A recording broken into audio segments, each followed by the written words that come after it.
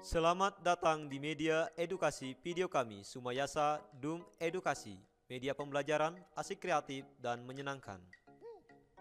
Pada kesempatan ini kita akan belajar bersama tentang rangkuman materi bahasa Indonesia yang berhubungan dengan mengidentifikasi teks deskripsi. Burung beo, burung belibis, buah naga dimakan ulat. Tonton videonya sampai habis, semoga bermanfaat. Namun sebelum lanjut, mari kita sama-sama berdoa sejenak agar apa yang kita bahas pada kesempatan ini memberikan manfaat untuk kita bersama. Dan jangan lupa, mari sama-sama kita dukung dan kita bangun channel ini, klik subscribe, like, dan share. Pokok bahasan materi.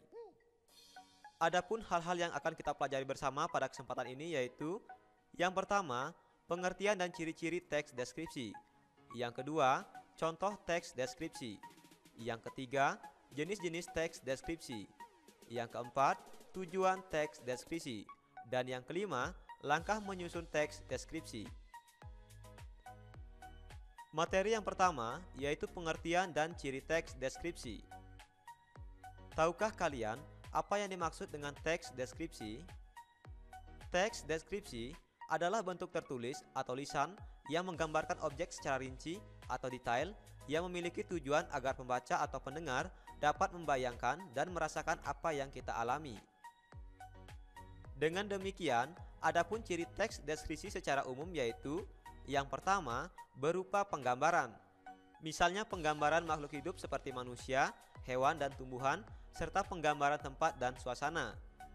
Yang kedua, teks deskripsi biasanya berkaitan dengan panca indera seperti penglihatan, pendengaran, peraba, penciuman, dan pengecap.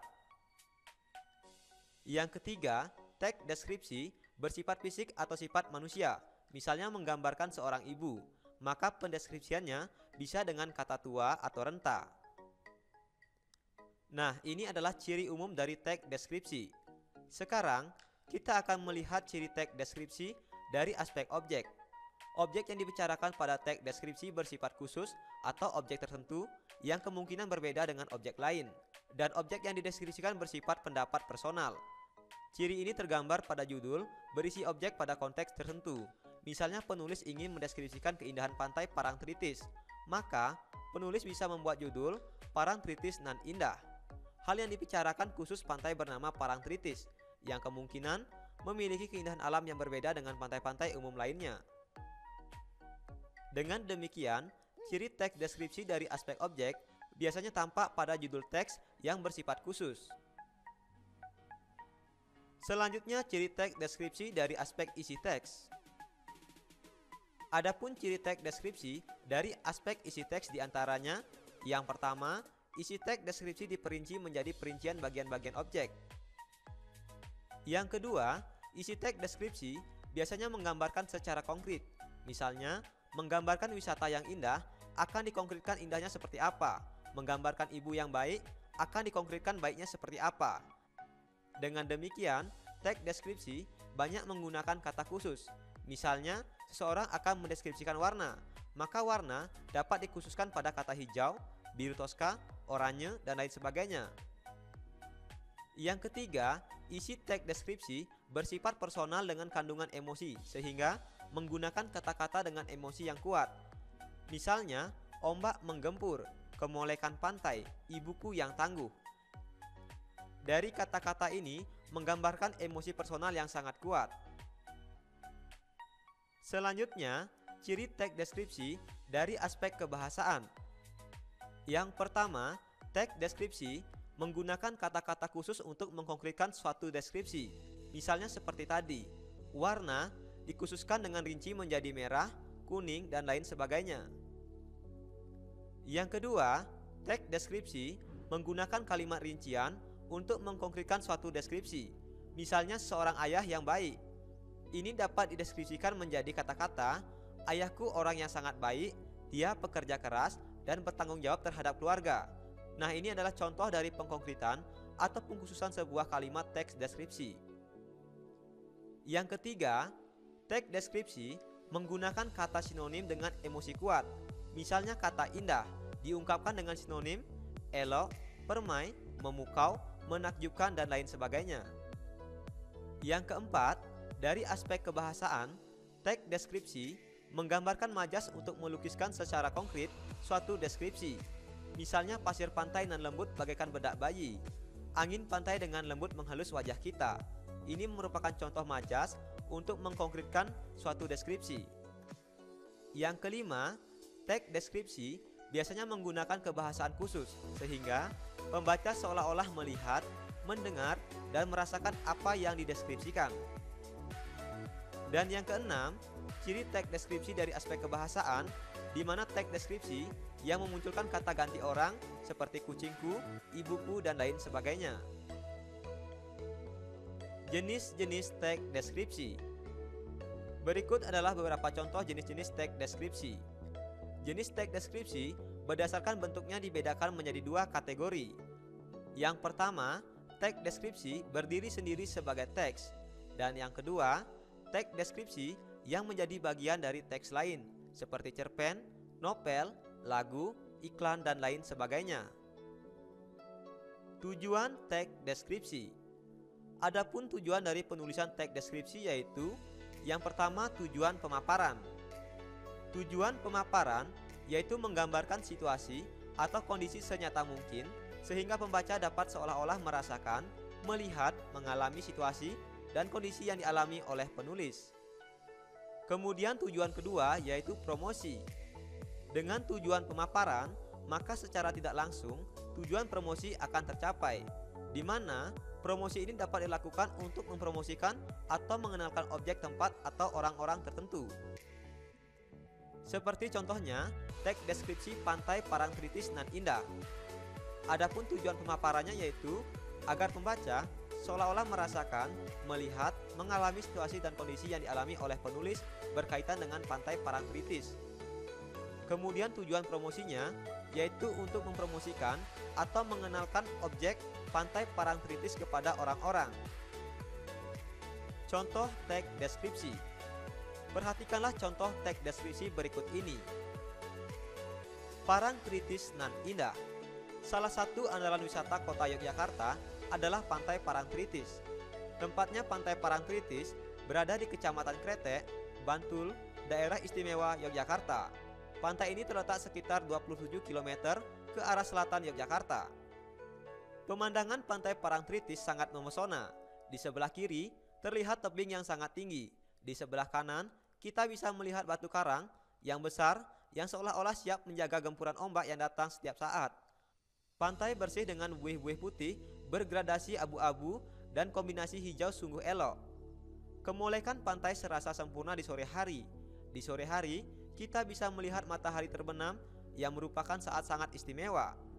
Lukisan alam yang sungguh memesona, semburat warna merah keemasan di langit dengan kemilau air pantai yang tertimpa matahari sore, menjadi pemandangan yang memukau. Rasa hangat berbaur dengan lembutnya hembusan angin sore, melingkupi seluruh tubuh. Seakan tersihir, kita menyaksikan secara perlahan matahari seolah-olah masuk ke dalam hamparan air laut. Banyaknya wisatawan yang selalu mengunjungi Pantai Parangtritis, ini membuat pantai ini tidak pernah sepi dari pengunjung. Di Pantai Parangtritis ini, kita bisa menyaksikan kerumunan anak-anak bermain pasir, tua muda menikmati embusan segar angin laut. Kita juga bisa naik kuda ataupun angkutan sejenis andong yang bisa membawa kita ke area karang laut yang sungguh sangat indah. Nah, ini adalah contoh dari teks deskripsi yang berjudul Pantai Parangtritis nan indah.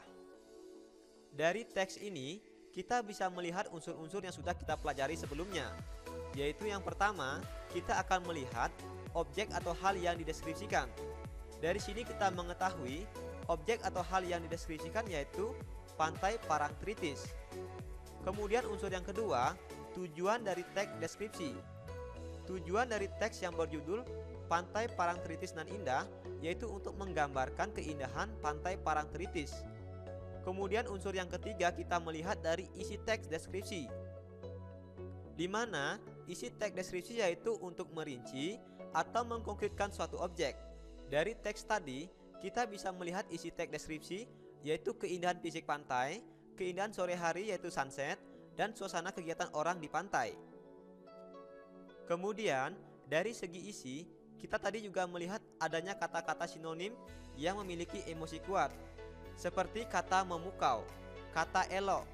Ini menunjukkan bagaimana penulis ingin mendeskripsikan keindahan dari pantai Parangtritis. Selanjutnya kita akan melihat struktur teks deskripsi. Struktur teks deskripsi terdiri atas 3 bagian. Yang pertama identifikasi, yang kedua struktur bagian, dan yang ketiga simpulan atau kesan. Sekarang kita akan melihat uraian dari ketiga bagian dari struktur teks deskripsi. Bagian yang pertama yaitu identifikasi atau gambaran umum. Pada bagian ini berisi nama objek yang dideskripsikan, lokasi, sejarah lahirnya, makna nama, pernyataan umum tentang objek. Kemudian bagian yang kedua yaitu deskripsi bagian. Pada bagian ini berisi perincian bagian objek tetapi diperinci berdasarkan tanggapan subjektif penulis. Perincian ini dapat berisi apa yang dilihat, bagian-bagiannya, komposisi warna, seperti apa objek yang dilihat menurut kesan penulis. Perincian juga dapat berisi perincian apa yang didengar penulis.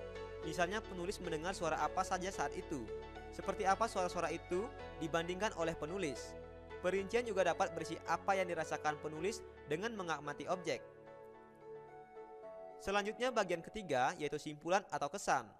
Berisi hal-hal yang menjadi gagasan utama dari suatu teks deskripsi yang merupakan makna tersirat atau tersurat dari yang ingin disampaikan oleh penulis.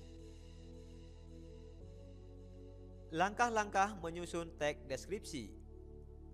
Jika kita ingin menulis suatu teks deskripsi, maka ada langkah-langkah yang harus kita perhatikan. Yang pertama, menentukan subjek yang akan dideskripsikan dan membuat judul. Yang kedua, membuat kerangka bagian-bagian yang akan dideskripsikan.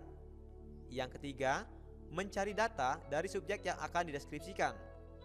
Yang keempat, membentuk kalimat-kalimat menjadi paragraf.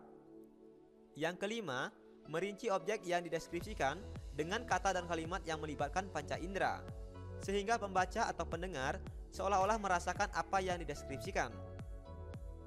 Yang keenam, menyunting, memeriksa kembali teks deskripsi yang sudah ditulis. Ini adalah langkah-langkah dalam menyusun teks deskripsi. Belajar asik, kreatif, dan menyenangkan bersama kami Sumayasa Dum Edukasi. Itulah tadi materi yang sudah kita bahas bersama mengenai mengidentifikasi teks deskripsi. Sekarang, cobalah kerjakan kuis berikut ini. Perhatikan gambar di samping. Buatlah teks deskripsi dari gambar di samping berdasarkan aspek-aspek yang sudah kita pelajari. Jangan lupa tulis jawaban dan saranmu pada kolom komentar. Terima kasih telah menyaksikan video ini. Semoga bermanfaat. Mari sama-sama kita dukung dan kita bangun channel ini. Klik subscribe, like, dan share. Nasi kecap rasanya gurih, ditambah kuah daging cumi. Saya ucapkan terima kasih telah mendukung video kami. Sampai jumpa lagi dalam video pembelajaran berikutnya.